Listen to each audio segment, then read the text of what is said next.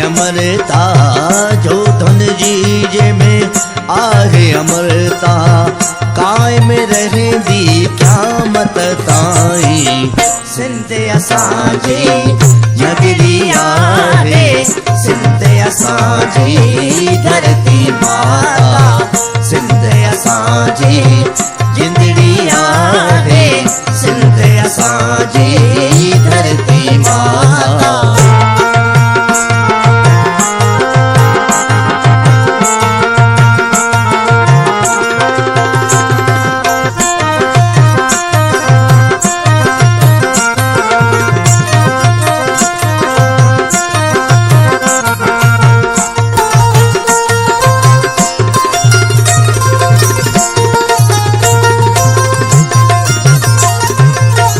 मस्त कलंदर सचल साईं जयवा सारी सिंध सजाई।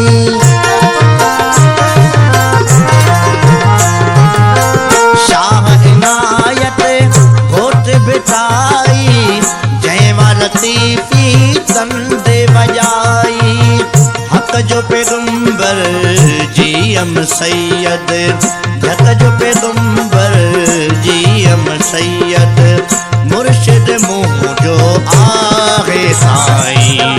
सिंध असांजी नगरी आहे, सिंध असांजी धरती माता, सिंध असांजी जिंदड़ी आहे, सिंध असांजी धरती माता।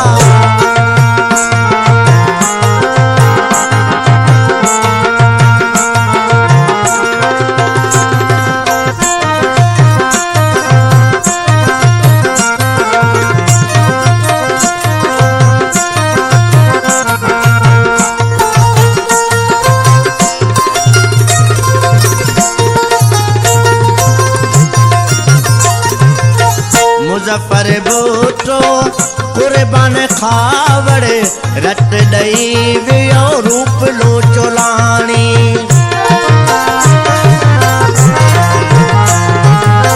सिंध जे लाड ले बशीर खान सिर ॾई कई सिंध पुॼाणी। रतमा लतपत हर लाश मथां, रतमा लतपत हर लाश मथां, सिंध अमड़ पई नीर वहाए।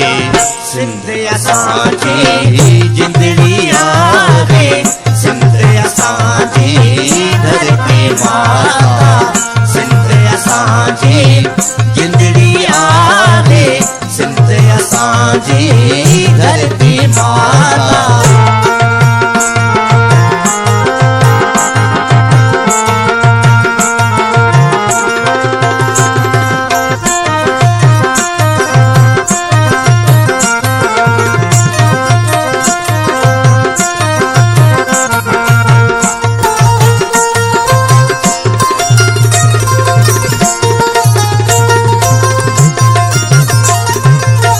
उथो कलात्री दोदा बणजी, दुश्मन मारे मारे भॼायूं।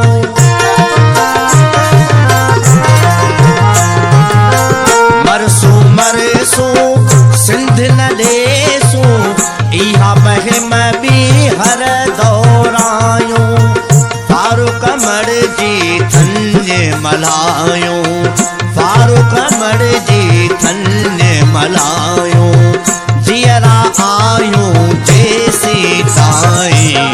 सिंध असांजी जिंदड़ी आहे, सिंध असांजी धरती माता,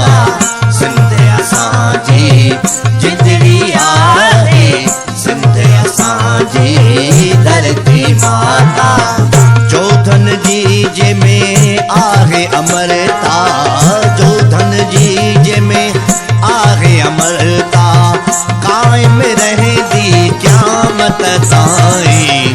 सिंध असांजी जिंदड़ी आहे, सिंध असांजी धरती माता।